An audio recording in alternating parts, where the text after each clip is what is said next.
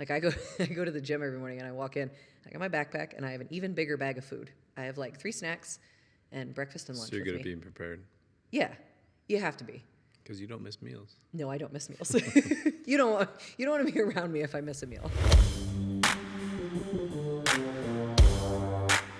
You're doing much more nutrition coaching now. Like what are some of the biggest things you're dealing with? One of the biggest ones that people think they can out-train a bad diet. So typically when people are starting a new routine, we try and get them to, you're going to come in, you're going to maybe focus on workouts for a little bit, because when you try and get them to do both workouts and nutrition, developing new habits with that, it seems to be too much and people quit.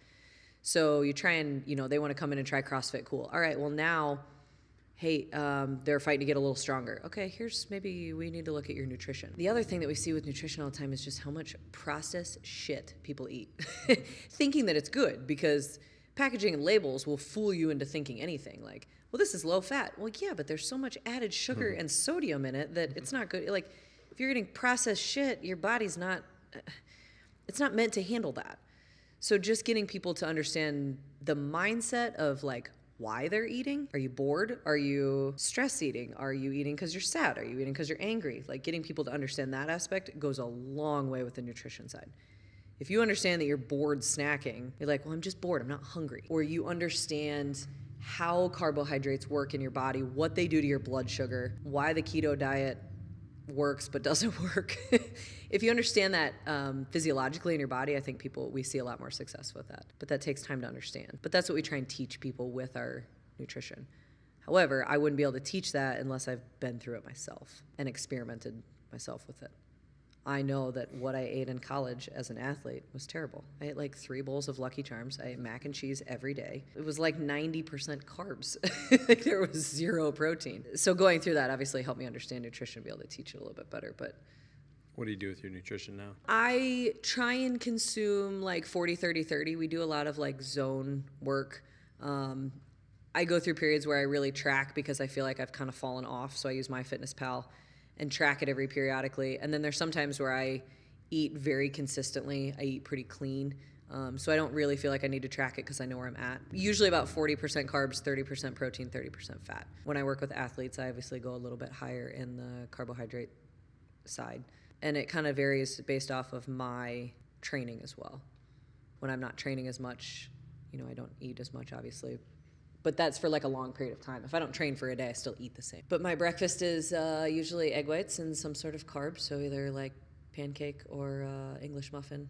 Then my second breakfast is like cottage cheese, banana. Because you're up early, usually? Yeah, like 4 or 5 usually. But I don't eat until 7. I don't eat really early when I get up. So you don't eat right when you wake up, you wait. No, but I also eat later at night, because if I'm coaching until 7, I don't get home until 7:30. I eat dinner late. Yeah. I eat a lot more than people think.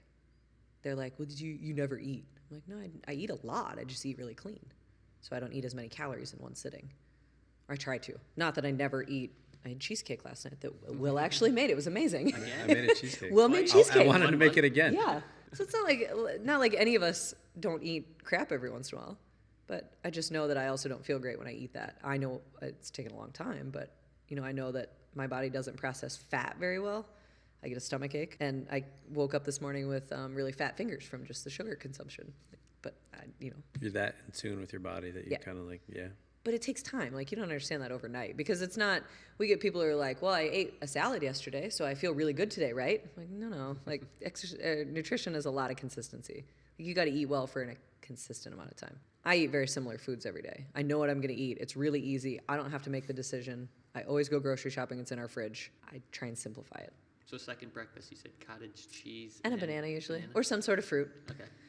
Protein with every meal, like primary centered around protein, because I know that with as much as I train, I have to have protein to recover. Lunch is usually like a salad, chicken, or leftovers of some sort. Afternoon snack is usually like pretzels and Greek yogurt, sometimes an apple and a protein bar, depending if I'm coaching and I can eat it real quick. Dinner is some sort of meat and veggie. Nutrition clients a lot are like, well, I need a recipe. I'm like, I don't make recipes. I eat like Mallory. Everything is incredibly bland. Crock pot utilization? I don't use a crock pot much. We will make a bunch of chicken on the weekends. I do ground turkey a lot So you with do, taco some seasoning. food prep. Yeah. Yeah, as much as we can. Adam always tells me that my food is incredibly bland, so he has to add seasoning or whatever to it. But it's always simplified. It's meat and a veggie. Does Adam eat what you eat? Sometimes, most of the time, no. Okay. So He that's eats something very differently than I do. But see, that's something that I see with people struggle with because they're trying to eat one way and then their spouse might want to eat another way. And then it's hard to find that balance between the two. Yeah, Right. So you're pretty good at that. And then yes. you and Mallory had an interesting conversation the last time we were on vacation. They were talking about the last time they've missed a meal. I don't miss meals.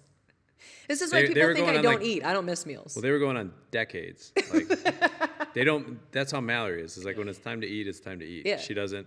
So, and I think I that's figure out a way. important It's a because priority. your metabolism will take a hit. So if you Yeah. start this intermittent fasting, keto, like all that, it's like it's cute stuff to get you started or maybe like give you a little kickstart. But I don't see many people doing it successfully.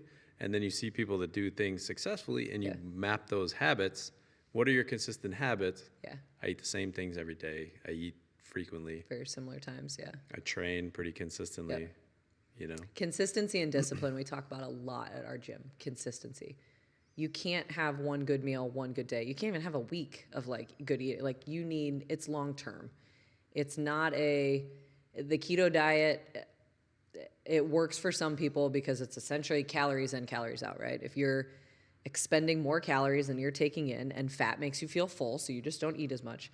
But is that something that you can do consistently for the rest of your life? Because if it's not, I find no. I think physiologically, I think some people might do better with fats. You said you don't. Yeah. And when you're an athlete, when your output during your workout exceeds a certain threshold, you're going to go anaerobic. Yep. If you have no carbohydrate and very little muscle glycogen, Yep. you're not going to feel good. Yep. Can you power through that? Maybe, if you're really committed to the keto diet.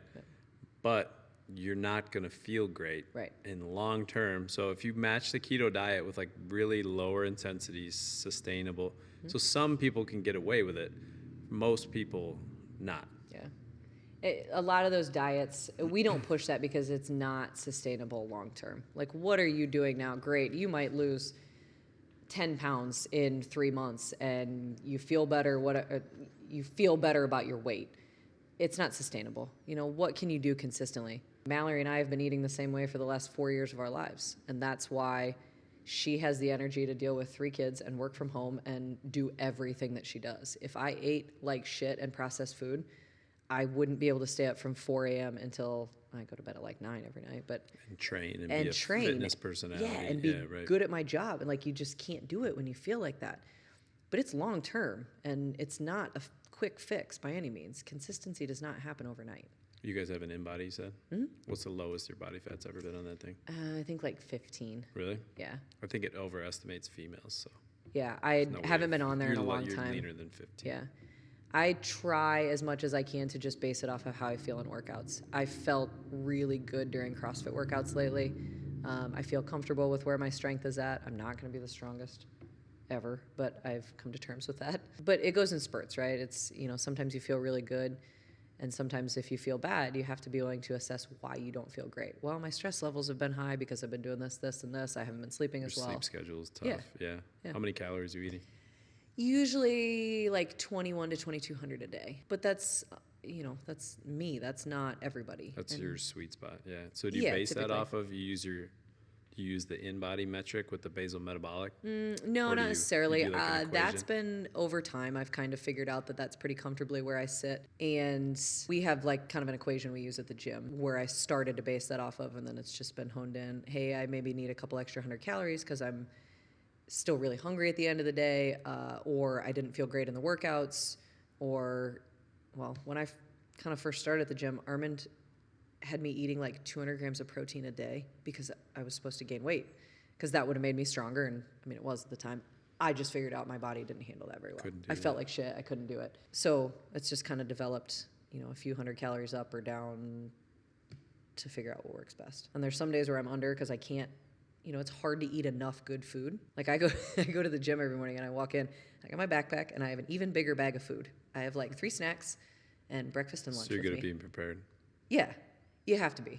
Because you don't miss meals. No, I don't miss meals. You don't want to be around me if I miss a meal.